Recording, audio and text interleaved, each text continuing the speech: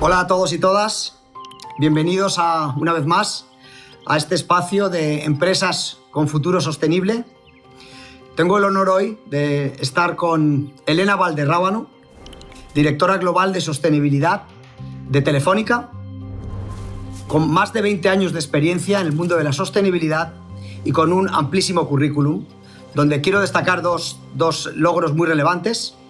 En abril del año 2022 fue nombrada por la revista británica Sustainability Magazine como una de las 100 personas más influyentes en el mundo de la sostenibilidad, y hasta hace poco, hasta hace menos de un año, era la presidenta de DIRSE, Asociación Española de Directivos de Sostenibilidad.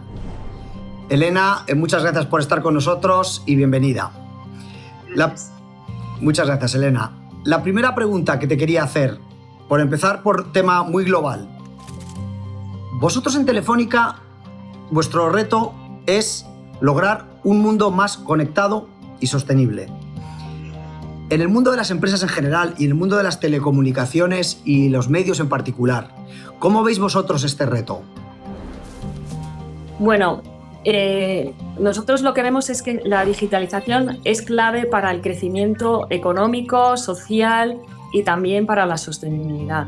Y en ese sentido, el despliegue de redes que sustenta esa digitalización es muy clave. Nosotros llevamos ya una inversión desde el 2011 de más de 100.000 millones de euros en despliegue de fibra fija y móvil. Pero esto no es suficiente, porque para llegar a un despliegue total de 5G solamente en Europa hasta 2025 harían falta como 500 millones de euros en ese despliegue, ¿no?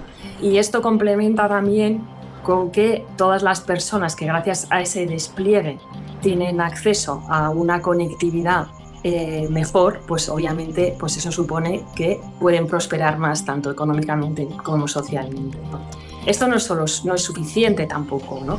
Porque a pesar de haber conexión, si hay brecha digital, si la gente no conoce o no sabe abordar este reto, pues también tienes que trabajar para una educación y una cultura digital mayor, ¿no? El desarrollo de pymes también está muy conectado con esto.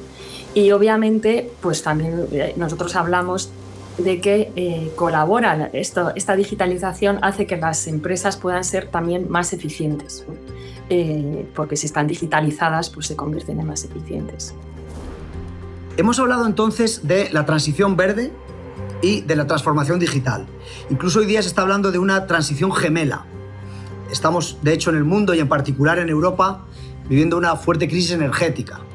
¿Cómo crees, Elena, que la transformación digital puede ayudar en la transición verde y en particular en tratar de ayudar a resolver la crisis energética? Totalmente. Para abordar los riesgos del cambio climático es fundamental la digitalización. O sea, son dos caras de la misma moneda. Por eso la Unión Europea se posicionó muy fuertemente en hablar de estas transiciones gemelas. Europa se posicionó muy fuertemente como diferenciadora en estos dos aspectos. En la tecnología parecía que Europa había perdido la batalla frente a otros países, pero sin embargo en la digitalización no es así. Y en lo verde pues había posicionado muy fuertemente. No podemos olvidarnos de esto, porque también es una forma de hacer que Europa se siga posicionando fuertemente como líder en dos aspectos que permiten también su propia autonomía, ¿no? Y creemos que está absolutamente ligado.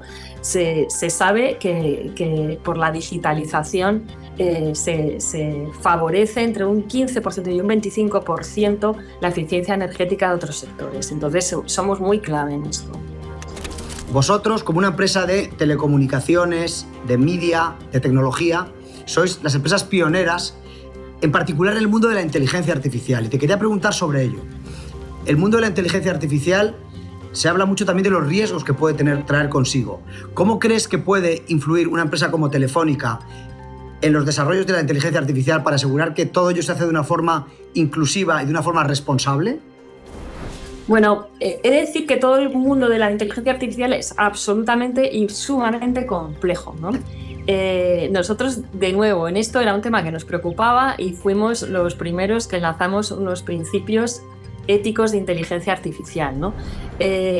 Y ahí aprendimos, ¿no? Porque lo hicimos, o sea, lo impulsamos desde mi dirección, pero claro, nosotros no somos técnicos, ¿no? Entonces trabajamos con todos los desarrolladores y es un tema muy complejo de regular porque intervienen muy distintos factores, ¿no? Y entonces, bueno, nosotros lo que sí que aprendimos de eso es que por lo menos tenía que haber unos principios mínimos y de hecho, y en caso de duda, ¿no? Que hay un cuestionario que nosotros hemos realizado y tal, en caso de duda hay un comité que evalúa las dudas, ¿no?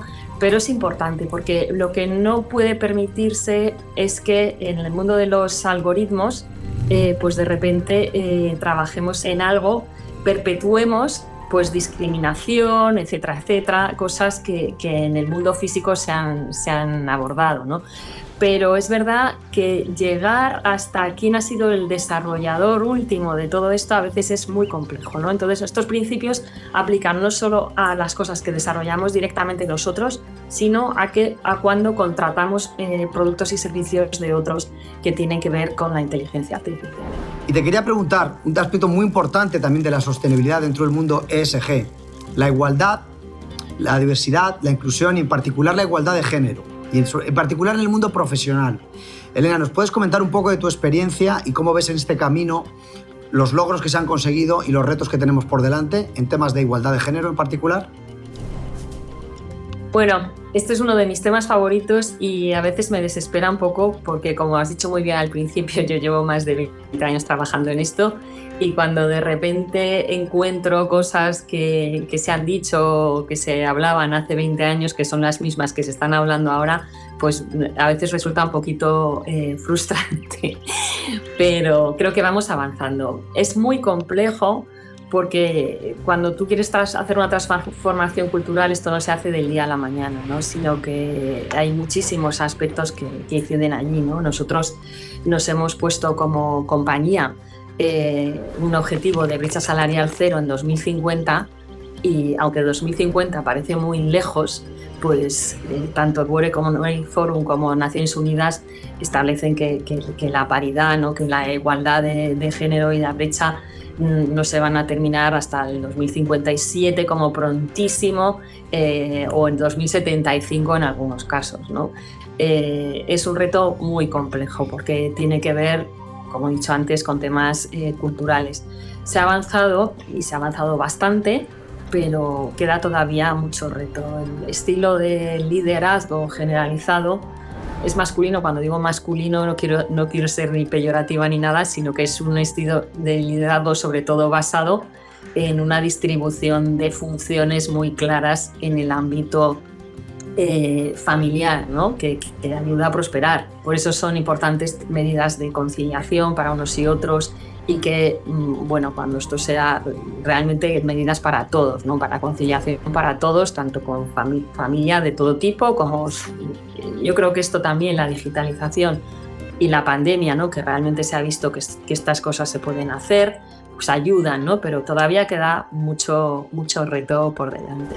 No puedo estar más de acuerdo, Elena. Te reconozco que también es uno de los temas que más me apasiona a mí. Está demostrado científicamente cómo las empresas con mayor diversidad de género y diversidad en general son mucho más productivas, por lo tanto es extraordinariamente rentable empujarlo y además es extraordinariamente justo. Por lo tanto, estoy 100% de acuerdo y también es uno de los temas que más me preocupa y más me ocupa. Así que me alegro mucho compartir esta inquietud. Y bueno, nos hemos quedado sin tiempo. Ha sido un placer enorme compartir contigo este tiempo, recibir todas tus respuestas y todos tus comentarios tan ricos después de tantos años de experiencia en una empresa tan importante y tan pionera en el mundo de la sostenibilidad. Es todo un placer y sin más nos despedimos desde Empresas con Futuro Sostenible y una vez más muchas gracias a Telefónica y muchas gracias a Elena Valderrábano. Gracias a vosotros, un placer para mí también.